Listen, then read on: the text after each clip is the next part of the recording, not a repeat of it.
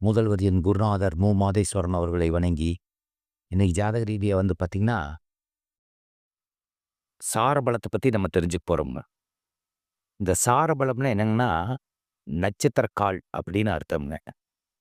இப்ப இந்த சாரபலம் எப்படி இயங்கும்னு கேட்டீங்கன்னா, பொதுவாவே ஒரு லக்னம் எடுத்துக்கங்க.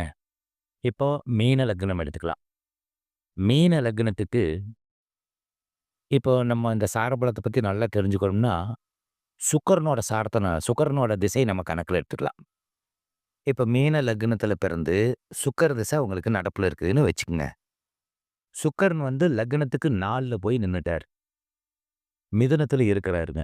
இந்த மிதுனத்துல இருக்கிற சுக்கிரன் வந்து 4ஆம் இட சதுரத்துல அவர் திக்பலம் எடுத்துருவாருங்க. அப்போ அவர் எந்த சாரத்துல உட்கார்ந்தாலும் அந்த திக்பலம் வந்து நல்ல பலம் பொருந்திருவார்ன்னு அர்த்தம்.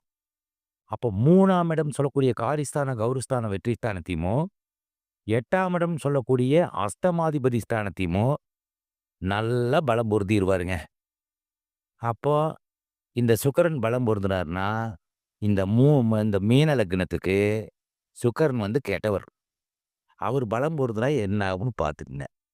அதுக்கடுத்து சாரபலம்னா என்னன்னு கேட்டீங்கன்னா, இப்போ லக்னத்துக்கு 4ல சுக்கிரன், மீன லக்னத்துக்கு 4ல சுக்கிரன் திக்பலம் எடுத்தாலும், புனர்பூச நட்சத்திரத்துல உட்கார்றாருன்னு வச்சுக்கங்க.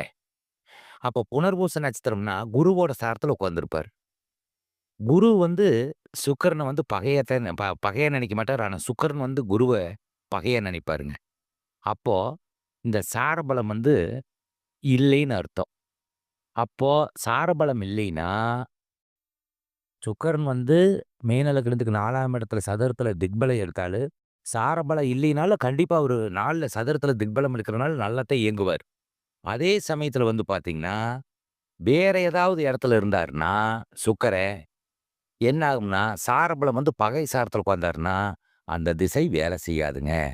அப்ப யாரோட சாரத்துல உட்கார்றாங்களோ, அவங்க எங்க இருக்கிறாங்களோ, அந்த லக்னத்துக்கு அவர் யாரோ, அந்த பாவங்கள் தான் இயங்குமே தவிர, இந்த பாவகம் இயங்காது.